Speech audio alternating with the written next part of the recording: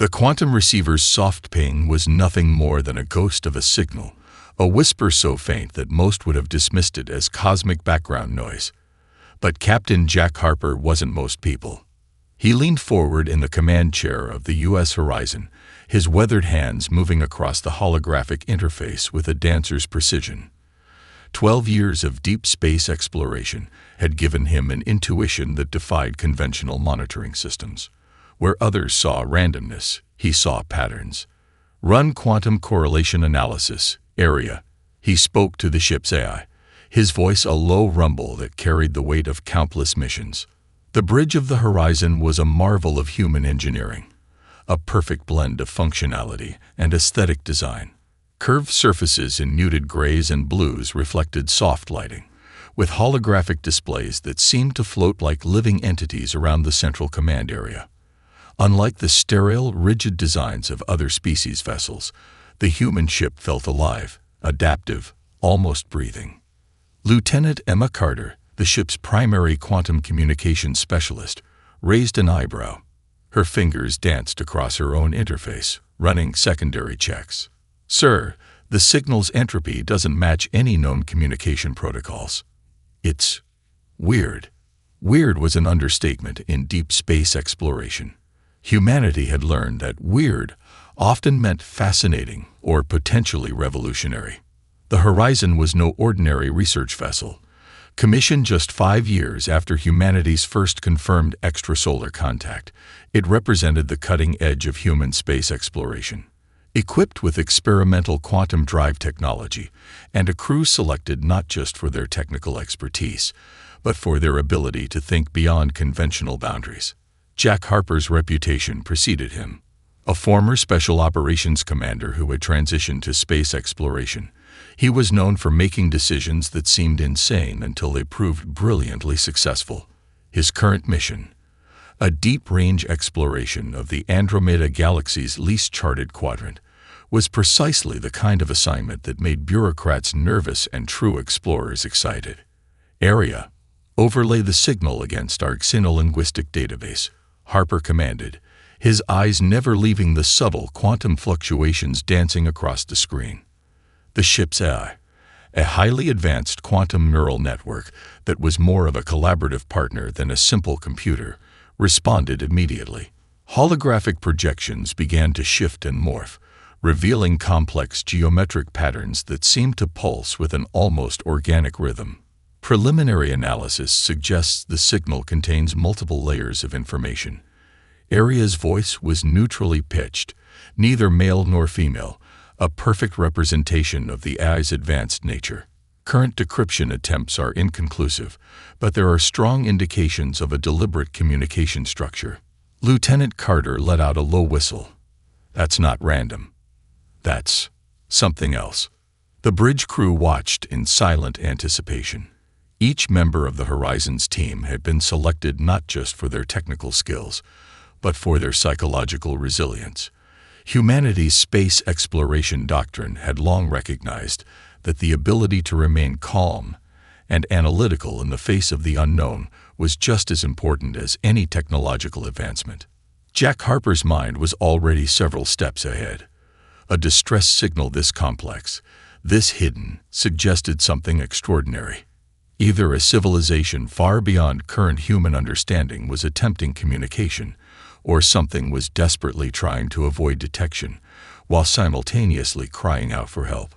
"Plot an intercept course," he announced, his decision made with the same certainty he once used to command Special Forces missions on Earth. "Maximum quantum efficiency, minimal energy signature. We're going to find out what's generating this signal." The bridge erupted into a symphony of activity. Quantum drives spooled up, navigation systems calculated impossible trajectories, and the very fabric of space seemed to bend around the U.S. Horizon's advancing form. Another extraordinary human mission was about to begin. The moment the Horizon breached the signal's coordinates, an eerie silence consumed the bridge. What materialized before them was beyond anything in human or alien records.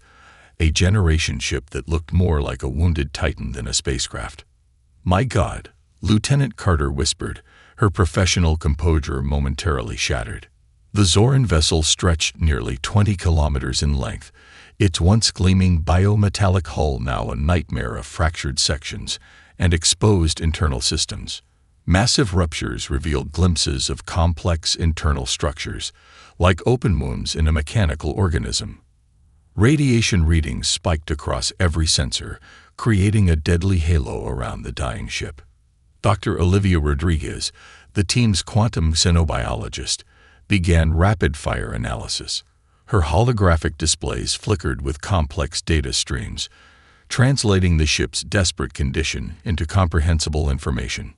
Structural integrity at 17.3%, she reported, her voice clinical but tinged with an undercurrent of professional excitement. Multiple radiation leaks, catastrophic life support failures. Those stasis chambers, they're holding by pure statistical impossibility. Captain Harper studied the readouts, his mind already racing through potential intervention strategies. The Zoran ship represented a technological marvel, a self-sustaining ecosystem designed to support multiple generations during interstellar travel. Now it was a tomb waiting to happen. Area, the ship's AI, began overlaying additional data, detecting 3,742 life signs, the AI reported. Previous population estimates suggest this represents only 12.6% of the original colonization crew. Biological degradation is progressing at an exponential rate. Marcus Williams, the improvisation specialist, leaned forward. Those stasis chambers are using a quantum entanglement preservation technique we've never seen before. They're essentially keeping these beings in a state of quantum suspension, alive, but not truly living. The implications were staggering. Whoever, or whatever, had designed this ship had created a technology that existed at the absolute edge of known physical possibility.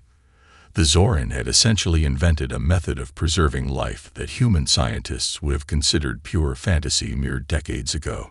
We're detecting multiple cascading system failures, Area continued. Primary quantum stabilization matrices are collapsing.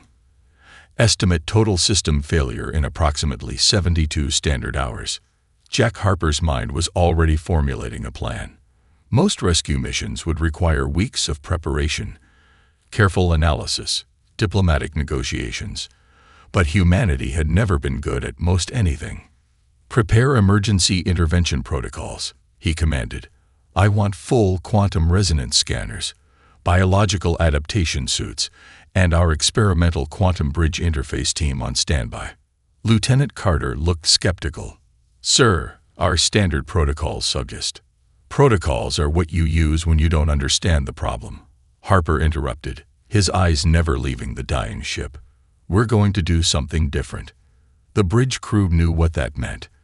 When Captain Harper said different, it typically involved methods that would make traditional military strategists have heart attacks. Dr. Rodriguez's displays suddenly erupted with a new set of readings. Captain, I'm detecting something strange in the ship's central preservation chamber. The quantum signature. It's not just preserving life. It's actively fighting against total systemic collapse. Marcus Williams let out a low whistle. It's like the ship itself is alive. Not just a machine, but an organism fighting for survival. The Horizon's crew watched in a mixture of horror and fascination. An alien generation ship, carrying thousands of lives, was dying. And they were the only hope those lives had. Humanity had faced impossible odds before. This would be no different. The rescue team assembled in the Horizon's primary briefing room was anything but conventional. Captain Jack Harper had deliberately chosen individuals who defied standard operational protocols, each bringing a unique set of skills that would make most military strategists nervous. Dr. Olivia Rodriguez stood at the holographic display, her quantum xenobiology expertise complemented by an almost manic energy. Her latest research paper on adaptive biological systems had been simultaneously praised and dismissed by the scientific community, a hallmark of truly groundbreaking thinking. The Zoran ship systems are a nightmare of quantum biological integration, she explained, holographic projections dancing around her. Their technology doesn't just interface with biological systems, it becomes them. We're looking at a living machine that's dying from the inside out.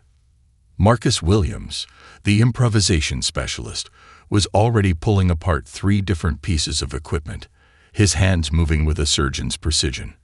A former NASA engineer who had been repeatedly reprimanded for unconventional solutions, he represented the pinnacle of human adaptive thinking. "Standard radiation shielding won't work," he muttered, connecting components that were never meant to interact. "We need something that can dynamically adjust at the quantum level, something that can literally reshape itself in real time." Lieutenant Kai Thompson, the cybernetic systems specialist, brought up a series of complex schematics. His background was a blend of emergency medical technologies and advanced systems engineering, a walking embodiment of human interdisciplinary thinking. "The stasis chambers are using a quantum entanglement preservation technique that's light years beyond our current understanding," Thompson explained. "They're not just preserving life, they're maintaining a quantum state of potential existence.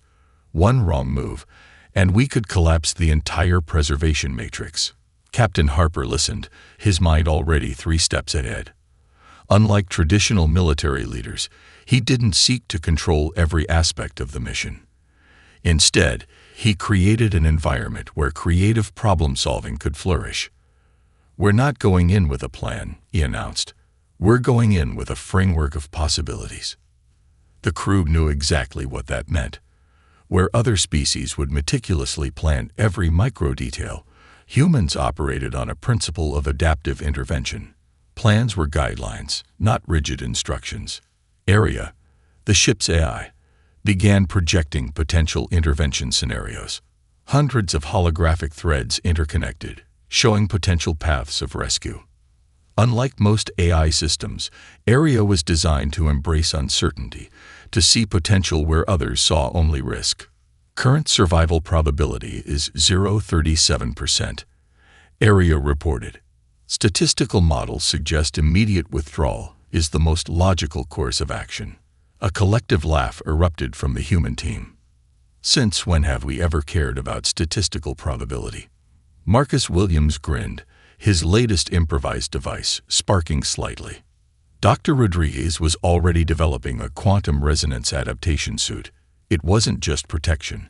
It was a dynamic interface that could potentially communicate with the Zoran ship's dying systems. Where other species would send probes or wait for diplomatic clearance, humans were preparing to dive directly into the unknown. "We'll need to create a quantum bridge," she explained, her fingers dancing across holographic interfaces. "Something that can translate not just language, but entire systemic communication matrices." Lieutenant Thompson was simultaneously running biological compatibility simulations and developing emergency extraction protocols. His workstation looked like a controlled explosion of technology, multiple systems interconnecting in ways that defied traditional engineering principles. Captain Harper watched his team with a sense of quiet pride. This wasn't just a rescue mission. This was humanity pushing the boundaries of what was possible. "Prepare for immediate intervention," he commanded. "We're going to save those lives, and we're going to rewrite the rules of rescue in the process." The horizon hummed with potential, a vessel of human determination preparing to face the impossible. The first breach of the Zoran ship was nothing short of controlled chaos. Dr. Olivia Rodriguez's quantum resonance suit crackled with energy, its surface a living, breathing interface that shifted and adapted with each millisecond of exposure. Where traditional spacesuits were rigid and protective, her creation was a dynamic membrane that literally negotiated with the hostile environment. "I'm reading multiple quantum interference patterns," she reported, her voice steady despite the fact that she was walking through an environment that should have killed her instantly. "The ship's internal structure is responding to our presence. It's communicating." Marcus Williams was already cutting through a biometallic bulkhead using a device that was part plasma torch, part quantum disruptor. A piece of equipment that would have been rejected by any standard engineering review board. Sparks of impossible colors danced around him, each burst a testament to human technological improvisation. "These molecular bonds," he muttered, "they're not just mechanical. They're alive." literally alive. Lieutenant Kai Thompson's cybernetic interface was going into overdrive.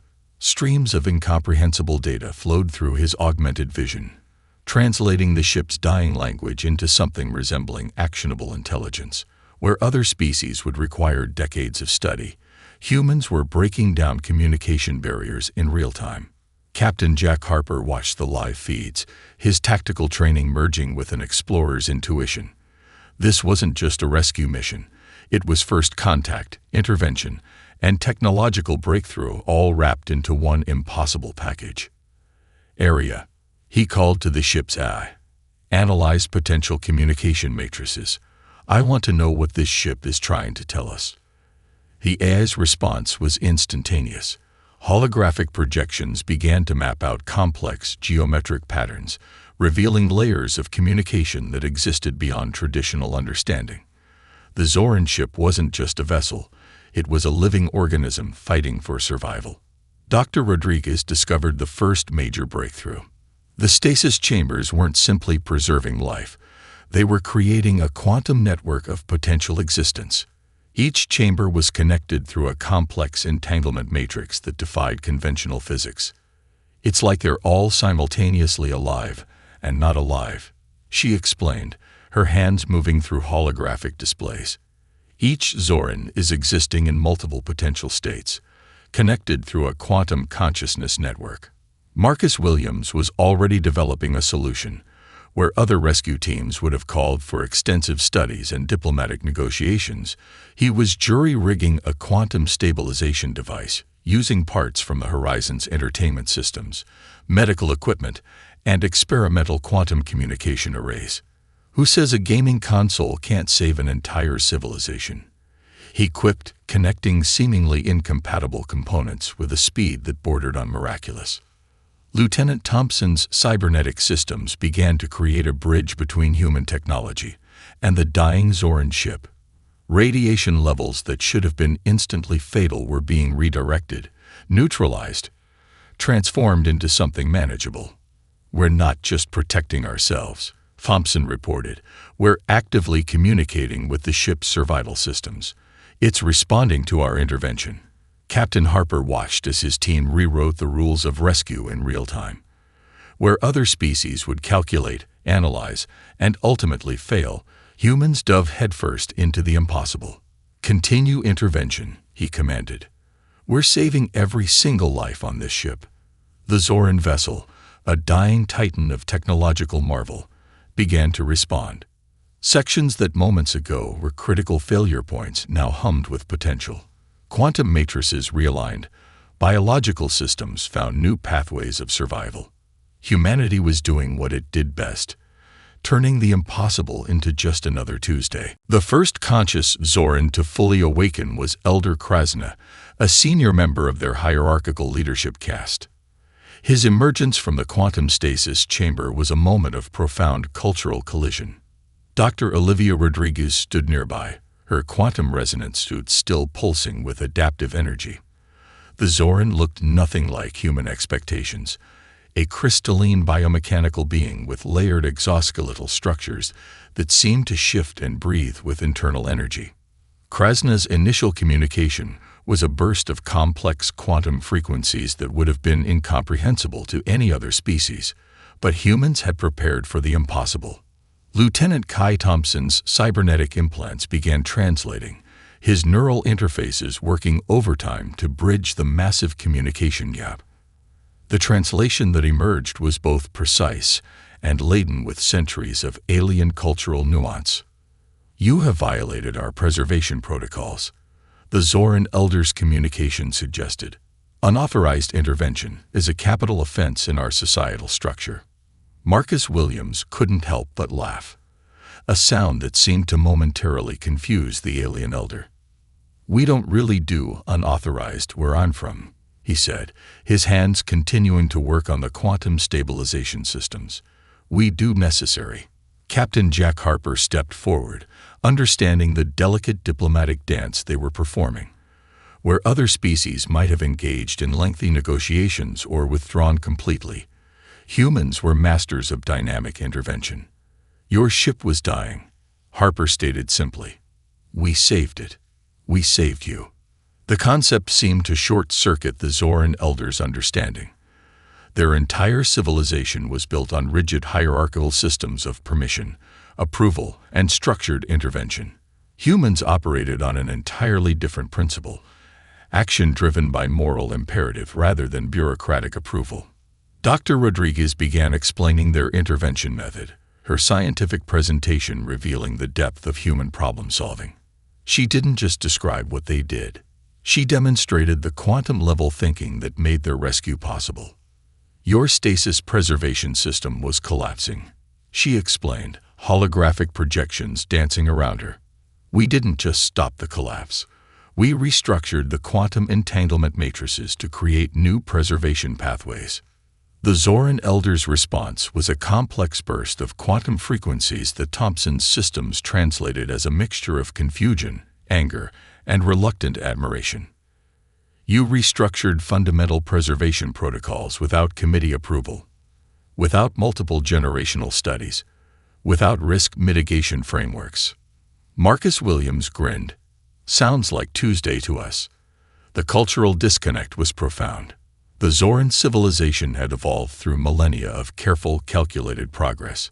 Humans had learned to innovate through chaos, to see challenges as opportunities for immediate transformation. Lieutenant Thompson was simultaneously managing the ship's systems, translating complex communication matrices, and developing real-time adaptation protocols.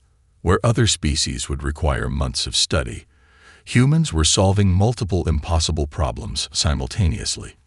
"We don't wait for permission to save lives," Captain Harper stated, his voice carrying the weight of human exploratory history. "We act." Krasna's quantum communication began to shift.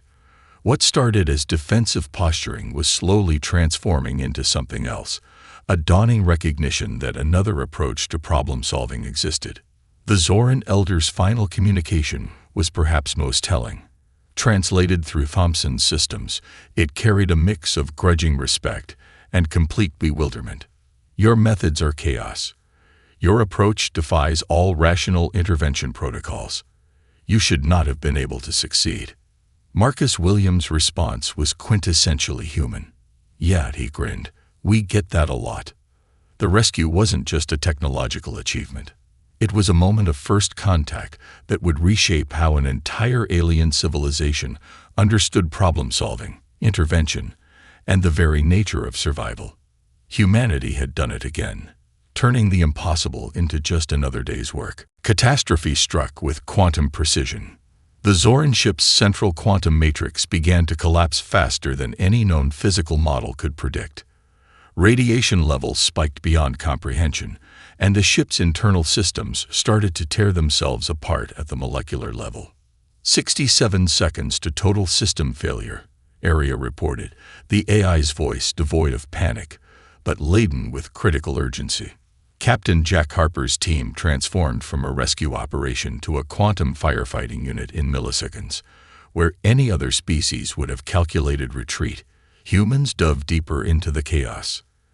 Dr. Olivia Rodriguez was already implementing a solution that would have been dismissed as theoretical madness in any academic conference. Her quantum resonance suit began to generate a containment field that wasn't just protective. It was actively rewriting the ship's fundamental molecular structure. On creating a quantum harmonization matrix, she shouted over the increasing environmental noise. "We're going to stabilize the entire ship's internal structure by essentially tricking its molecular bonds into a cooperative state." Marcus Williams was simultaneously working on 3 impossible solutions. His hands moved across multiple interfaces, repurposing equipment in ways that defied conventional engineering. A portable quantum generator, cobbled together from parts of the Horizon's medical bay, communications array, and what appeared to be a dismantled entertainment system, began to hum with impossible energy. "Quantum entanglement amplification in progress," he reported, a manic grin spreading across his face. "We're going to bind this entire ship's molecular structure together using pure mathematical probability." Lieutenant Kai Thompson's cybernetic systems were operating at beyond human processing speeds. He was simultaneously managing radiation containment, molecular stabilization, and the preservation of thousands of Zoran life signatures. Where a traditional computer would have crashed, his augmented system found solutions in the spaces between known possibilities. The Zoran elder, Krasna, watched in a state of quantum-level shock. Everything in their civilization's understanding of intervention suggested total failure was imminent. The humans were rewriting the very laws of physical possibility. 30 seconds to complete structural collapse, Area reported. Captain Harper's voice cut through the chaos with absolute clarity. Full quantum resonance. Maximum adaptive protocol. We are not losing a single life today. What happened next would be discussed in scientific circles for generations. Dr. Rodriguez's quantum harmonization matrix began to spread through the ship like a living network. Molecular bonds that were moments away from total disintegration suddenly found new pathways of stability. The ship wasn't just being saved, it was being reborn. Marcus Williams' quantum generator did something that violated multiple established physical laws. It didn't just stabilize the ship's structure. It created a self-sustaining quantum feedback loop that began to repair critical systems from the inside out. Lieutenant Thompson's cybernetic intervention turned the ship's failing systems into a cooperative network. Radiation was transformed, molecular bonds were restructured, and the very concept of failure was being rewritten in real time. 10 seconds, Area reported. We're not counting down, Harper responded. We're counting up. At the moment of predicted total collapse, something extraordinary happened. The Zoran ship didn't just survive, it stabilized. More than that, it began to show signs of active regeneration. Krasna's quantum communication burst forth in a mixture of shock, confusion, and emerging respect. This is not possible. Marcus Williams' response was classic human bravado. Impossible is just a word for something we haven't figured out how to do yet. The rescue wasn't just successful. It was a fundamental redefinition of what survival could mean. Humanity had once again turned the impossible into just another Tuesday. The aftermath of the rescue was nothing short of revolutionary. The Zoran ship, once a dying behemoth on the brink of total destruction, now pulsed with a newfound vitality. Its biomechanical systems had been completely transformed, not just repaired but fundamentally reimagined through human intervention. Elder Krasna stood, or more accurately, existed, in the ship's central chamber, his crystalline form now interfacing directly with systems that no longer followed any traditional Zoran design principles. What had once been a rigid, hierarchical technological ecosystem was now a living, adaptive network that seemed to breathe with potential. Dr. Olivia Rodriguez was conducting a comprehensive analysis, her quantum resonance suit still active and interfacing with the ship's newly emergent systems. It's extraordinary, she muttered, holographic displays dancing around her. We didn't just save the ship. We've created an entirely new form of technological symbiosis. The human intervention had done more than preserve life. It had fundamentally altered the Zoran understanding of technological possibility. Marcus Williams was like a child in a massive technological playground. His hands moved across newly discovered interface systems, each touch revealing layers of complexity that defied previous understanding. They used to think technology was something you controlled, he explained to Captain Harper. Now they're learning it's something you collaborate with. Lieutenant Kai Thompson's cybernetic systems were experiencing what could only be described as a quantum-level epiphany. The ship's communication matrices had transformed from rigid, hierarchical networks to dynamic, adaptive systems that learned and evolved in real time. Their entire conceptual framework of preservation is changing, Thompson reported. They're moving from a model of static protection to dynamic adaptation. Captain Jack Harper understood the deeper significance. This wasn't just a rescue mission. It was a fundamental cultural transformation. The Zoran survivors began to share their experiences. Where their previous communication had been structured and controlled, now it flowed with a newfound sense of possibility. Elder Krasna's quantum communications revealed a profound shift in understanding. "We believe survival was about maintaining structure," the elder communicated. "Your intervention showed us that survival is about embracing change." Dr. Rodriguez discovered something even more remarkable. The quantum preservation techniques they had used had not just saved the Zoran, they had fundamentally altered their biological potential. The survivors were now capable of adapting to environments and challenges that would have been impossible under their previous physiological limitations. "We've essentially triggered an accelerated evolutionary response," she explained, her scientific excitement barely contained. "They're not just surviving.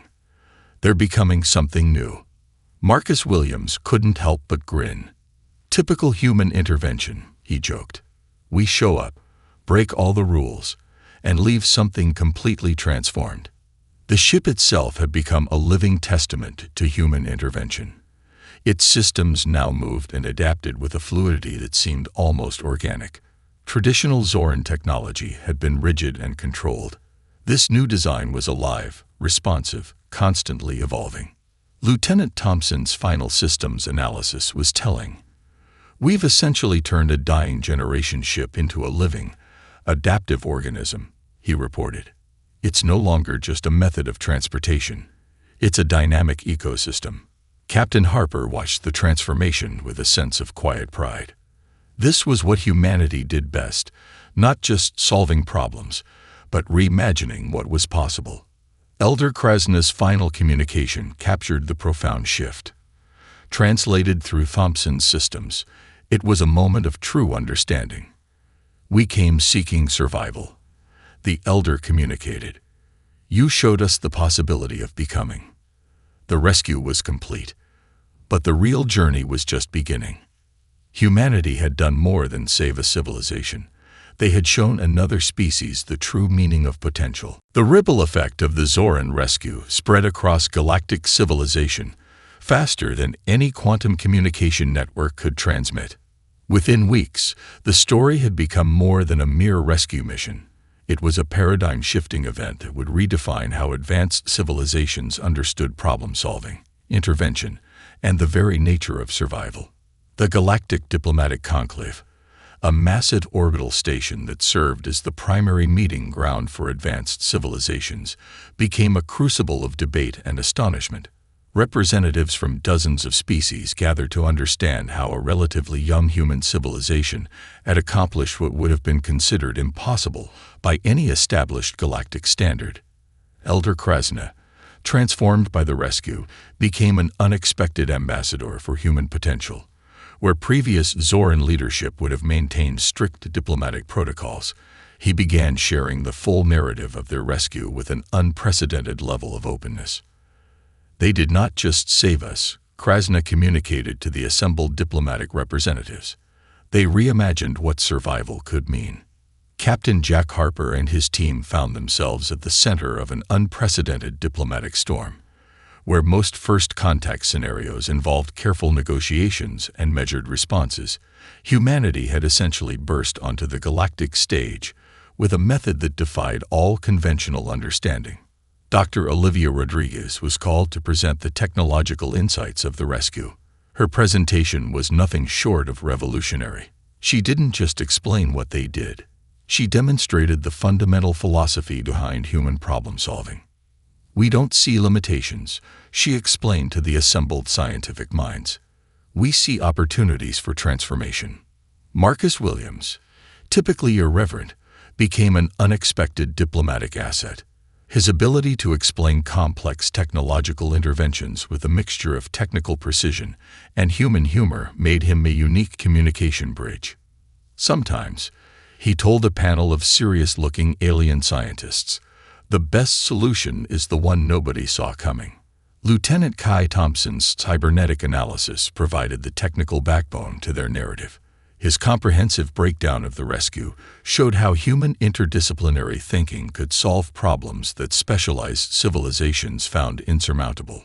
The galactic response was complex. Some species viewed the humans with suspicion, a young civilization that seemed to break every established rule of technological and diplomatic engagement. Others saw something more profound, a species with an unparalleled ability to adapt, innovate, and transform challenges into opportunities. Intelligence networks across multiple star systems began reassessing human potential. The Zoran rescue wasn't just an isolated incident. It was a window into a fundamentally different approach to existence. Most critically, the rescue challenged the established galactic hierarchy. Previous first contact scenarios had been carefully managed, with older civilizations maintaining strict control over technological and cultural exchanges. Humans had essentially walked in and rewritten those rules. They approached the universe not as something to be understood, one diplomatic analyst noted, but as something to be actively engaged with. The horizon itself became a symbol. No longer just a research vessel, it represented humanity's emerging identity in the galactic community, adaptable, compassionate, and fundamentally unwilling to accept impossible as a final answer. Elder Krasna's final communication to the Galactic Diplomatic Conclave captured the profound transformation. Humanity does not just solve problems, the Zoran leader communicated. They expand the very definition of what a solution can be. Captain Harper, standing before the assembled representatives, understood the deeper significance. This wasn't about technological superiority. It was about a fundamental approach to existence, seeing challenges not as barriers, but as opportunities for growth and transformation. "We're not here to conquer," Harper stated simply. "We're here to help." And sometimes, helping means seeing potential where others see only limitation. The rescue of the Zoran generation ship was complete, but humanity's real journey, their emergence as a transformative force in the galaxy, was just beginning. A new chapter of galactic history had been written, one impossible solution at a time.